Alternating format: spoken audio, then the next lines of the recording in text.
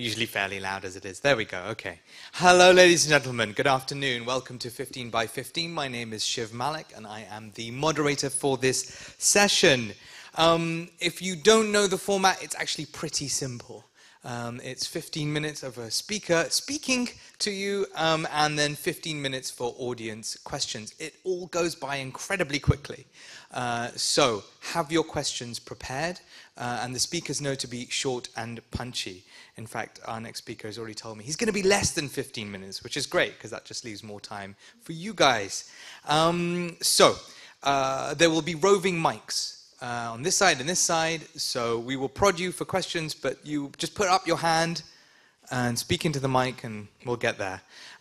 Finally, for everyone who uses social media, which is presumably almost everyone here, if you want to tweet, or you can also use the app. If you don't know about the app yet, there should be a leaflet on your seat, or now is at the back of the room probably. But if you use the hashtag OECD4, we're in room 4, OECD4, then your comment should, in theory, appear on the screen. So obviously, if it's a negative comment, it'll appear on the screen while the speaker is speaking, which is what happened last year, and that was super awkward. I think it was something like, "This talk's really boring," and I had to die inside. And I'm English, so it's like triple worse for me. This talk is entitled Physical Survivors in a Digital World. So I was an investigative journalist for The Guardian until recently, and I used to do things like interview terrorists. I reported from Afghanistan at one point, and I sort of did stuff on government leaks and leaks of policy, but the most popular, or certainly one of the most popular articles I ever wrote was about plants in the office space, increasing productivity by 15%. So I was always really annoyed by that fact, but it's clearly a very hot topic, and therefore I feel honored to meet one of the experts in this field. Rafael Gilgen is head of research and trend scouting at the segment office Vitra. He spent most of his professional life working on making the office environment a better place. He describes himself as someone who is always on the journey to discover how tomorrow's workplace will look. And it's forever changing, obviously. So you're fully employed now, forever, presumably. So please welcome him on stage to give his talk, Physical Survivors in a Digital World. Thank you very much.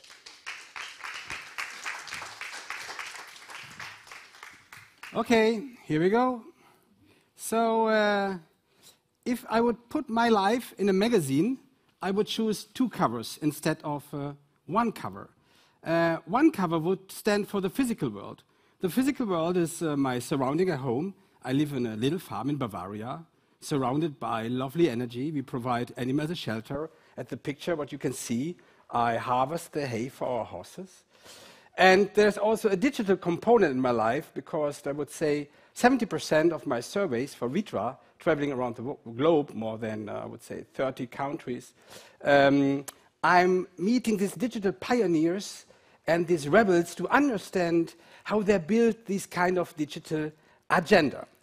But what I find out, there's a little bit kind of a digital trap, because when I do my research, I found tons of these articles describing the digital world like a little bit dangerous and only out of one perspective, or all like these ones. So if you all disappear, you can all come to my little farm in Bavaria and harvest with me the hay.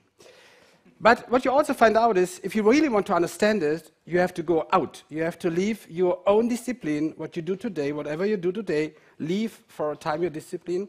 You have to go out of your comfort zone to meet the people you don't know, disciplines you don't know, to try to understand them, to come to the bigger picture. And it pop-ups at Vitra, because we only do physical products, what remains from the physical world. But I would change it in the question, what remains from the digital world? And if you want to understand what remains from the digital world, you have to go to a museum. This picture here is from the Computer History Museum in Mountain View in California. And it's a real lovely place. And believe me, there are old IBM machines, and there are still people from IBM, old retired ladies and women, ladies and men, who are still carrying their babies and keep them alive. But what I find out in my personal life, that at home, no one of my hardware or software survive a life of a cat like Simba. Simba is one of our 6 cats on our farm, and they all survive any kind of hardware and software in my house, because if software disappearing, for sure the hardware also disappear. So what remains from this digital world? To understand that, what is really important, and that would be also like a nice recommendation to you, is we have to find a new map for our personal life and also for our business life. And I was highly inspired by Parakana. He's chief economist from CNN, and he also was at the World Economic Forum. I believe he also joined one time the OECD Forum, because he was thinking how he can give guidance to governments, to large corporates, to universities, to provide them a map how they can shape a world of tomorrow out of a better sense. And he came over with this story of connectography. You will find a TED talk in the internet about that. And the main idea is he don't sign countries or sketch countries. He make a new map. He asks himself, where are the best universities in the world? Where are the strongest factories? Where's the most venture capital? Where are these super rising GDP cities in new one, like Shenzhen? And then you find out, oh, I have to make an own map for me, for myself. So I have to reboot the map, what I have with my personal perception, how my business life could be, and also how my private life could be. So in that topic, what is really difficult to understand, if you look in the future, I don't know who joined the session from Rob Nail, we really look quite in front of us, but we have to make a longer perspective to think what could happen, to understand really what could happen in terms of the short-term perspective. And now I want to share with you some of my findings in this discussion for myself, what remained from the digital world. I will show you this non-hybrid girl. We do hackathons for Vitre. A hackathon is a design sprint where we address a task to the audience, and they work in less than 2 days on this task. And this lady, the task was here, what remained for the physical world. It was in Amsterdam during the Frame Awards. The Frame is one of the most, I would say, well-known design magazines. And she was a little bit disappointed and told me, Rafa, you have to help me. And I asked her, why? I had not analog life before. I had no physical life before like you. Because when I grown up, the computer and the internet, all these things was existing. I don't go in the forest like you has done that with your brothers, as you mentioned. And so my life was fully digital since the beginning. And so there is one task for us, how we could accompany these ones and bring them a little bit back into the physical world instead of the digital. The other part is for us who are involved deeply in the term of the architecture, what is the duty of space? What is the duty of a building? And there's an interesting article in the internet from Jen Murphy. Jen Murphy, she travels in this article, she shares a story with us about why Airbnb could be so successful. And she explained the story. She go to Boston, and then she want to order, she booked a hotel online, and then she checked in online. There was no at the front desk.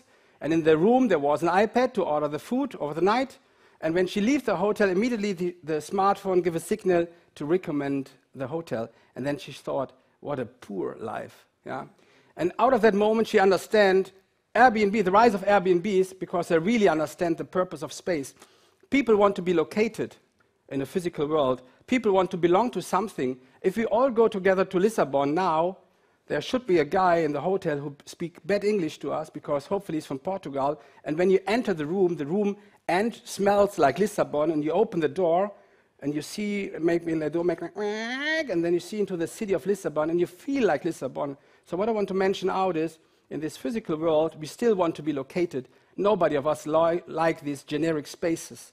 And think about which spaces really touched you in terms of your impressions. The other point is the power of experience. Out of our memory, any experience is still located to a place in terms of our feelings and also the experience we make them. And Airbnb tracks every year the most popular listing. And that was the most popular listing in the last year. More than 300,000 people a month want to stay there in this tiny cabin in Oregon and the west coast of the US. In 2016, it was a cabin. In 2015, it was also a cabin. So that means also in this digital world, there's like a counter move. where we still hardwired to things that are more than 1,000 years old in the history of mankind. That means the entire surrounding by nature, because when we grown up, we learn to think in an entire ecosystem. But this Amazon world, where anything is available in the now, is a little bit like toxic for thinking in an ecosystem, because you never understand and challenge the status quo where the goods are coming from. So that is the other part of that story.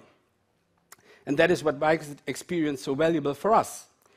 Okay, so think about what was in that time. I am from 1969, so there was not digitalization at all. What happens in that time and how we are related to that time. And now I show you a picture. I've done this picture during the Milan Design Fair, the most popular fair for designers in the world. All the design communities coming for 1 week to Milan, and I show you my most popular picture, and that was that picture. All of a sudden, I was standing in the Pinacothèque de Brera with these huge, massive paintings, this kind of panoramas out of the last of the 16th and 17th. And this lady was sitting in front of the picture, and I wait in the back of the lady and count the time. 15 minutes she was sitting there. 15 minutes she was so focused on this kind of objects. And that is also a thing what touches all of us. We all are still dedicated to any kind of objects, not only to places, also to objects. Because this kind of objects, we have them at home also like a kind of artifact, maybe 5, 10, or 100 years old, from our grandfather or more, are a little bit like an entryway or window in this kind of time. So that means, and this gives us still guidance, and think how old they could be, and that they're still existing and have an importance for us.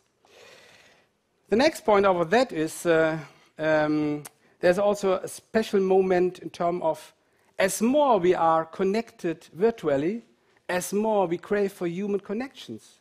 That is normal. And I want to share another example for that also. What you see here, this picture is from Adidas in the Creative Farm in Brooklyn. Adidas come to this idea, we can learn from everyone. So that means they build up an entire physical shop floor with all the machines you need to make a shoe or a t-shirt, something like that. But they invite people from the street. Anybody can apply to work there for 3, 5, or 6 months in terms of talent. And they work hand in hand together with the Adidas people.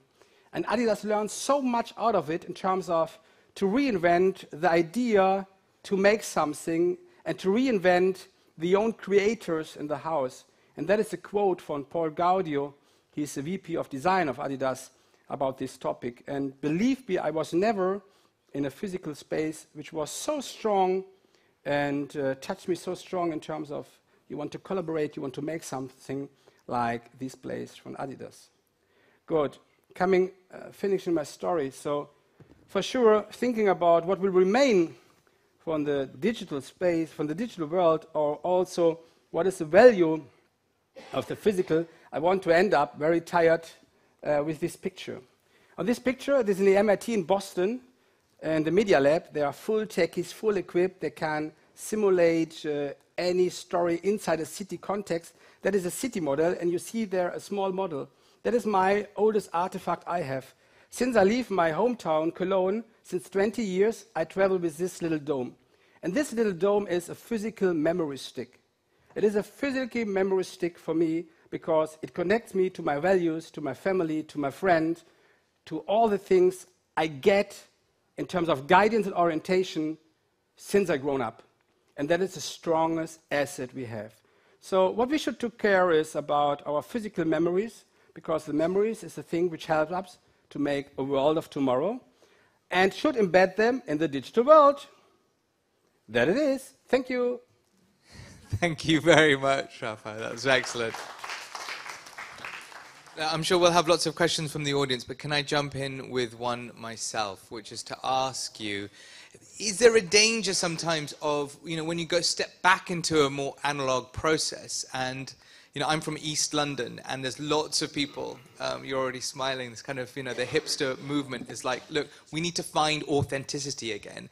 But some of that comes off as very naff, I don't know if that word translates very well, but a bit kind of kitsch and like, ooh, twee, but only for people who have lots of money and can spend lots of time. They're never going to make a living from this, right? Do you worry about that, or actually does it create new avenues, genuinely? So I would, in general, would say any step in this direction is important, that people learn again to chew the things, to try to understand them, to figure them out, and get a connection to them in terms of a balance. And you cannot get that immediately. Yeah? If I would live in the center of the city of Munich, my life would be different than being disconnected in the outback where I live today. So in general, I would love every step in that direction, for sure. Okay, okay, great. So there are roving mics. The audience, just put your hands up if you have a question.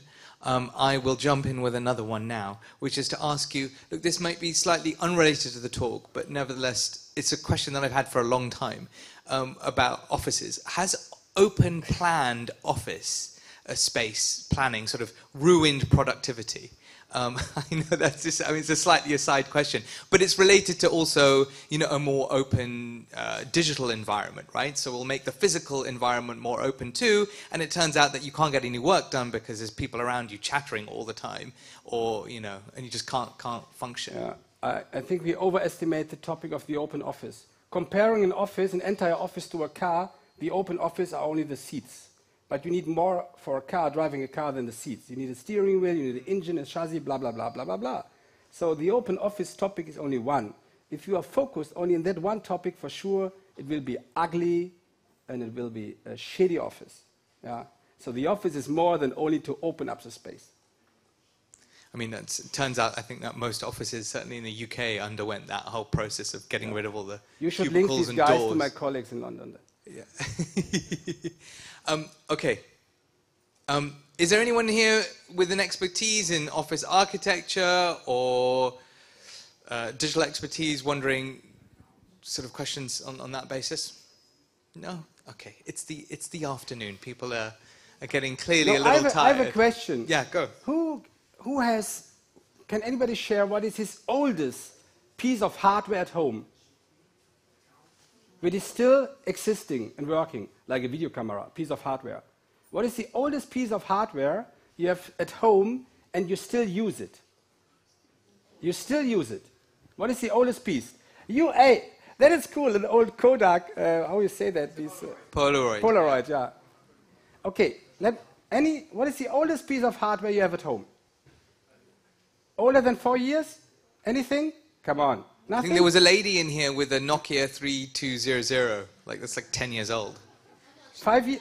Oh, look, you're there. Okay, hi. Go on. 20 years old. Hey! Think about that, yeah. Come on, nobody else. You have a film camera at home? With a cassette or what? I have both. And you use it, you still use it? Yeah, I still use it. Yeah, it's sentimental values. Wow, but then it's cool. So there's a sentimental value to this machine because maybe you film your kids or parents or whatever. No, because I was teaching black and white photography, and Okay. I'm still there. So that little bit out of a nerd perspective to this. No, it's really. I think it's it's not the same process, and I like to go deep in the process. So, and for that I need film camera, because when I do fast, I don't have time to think. I don't have time to pose. I don't have time. I don't have time to feel what I'm doing. I want to mention one point out. Even if you want to keep any software alive or any app, you can't do it. This is not your decision. Think about that. We give our fully life to these things, and we have no control.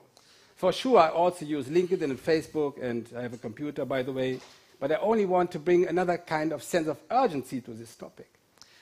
That's changing, though, isn't it? Because there is a move towards being open source, right? Just for this reason that actually, you know, if the central party, usually the app developers, if they go bankrupt or they leave the scene or they don't care about their product anymore, actually people who've invested all this time in can carry on keeping it alive. I mean, there are bad examples at the moment, but one good example might be, for example, Wikipedia. We know that's not going away as a resource, because it's sort of open source, right? In that sense, or Linux, which has been around, or Linux, it's been around for a long time. Do you think that would mitigate against it? No, no. But I think I would think you would not have this kind of decision because there is like this kind of mainstream. Yeah, you use a platform because the platform is so convenient, give you access to a community, whatever.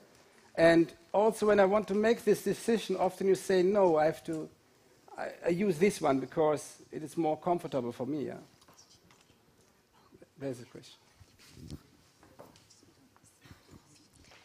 So I'm just wondering if you can speak to the advice you gave to that girl who grew up in a digital world. I have a sibling that's 10 years younger than me. I climb trees. She didn't, you know. And Wow. how do you bridge this? Yeah. What was your advice? First, I was totally surprised. But I didn't mention that out when we was orchestrating these groups. There was 40 groups, 40 people in 5-person groups, so 8 groups. So first I was a little bit like confused. Hey, you have no physical experience? Why? Explain me. So, and then we find out the most important issue for her was she has done never one thing alone over a longer period. She grown up looking television, messaging with someone, and doing another story in the same time.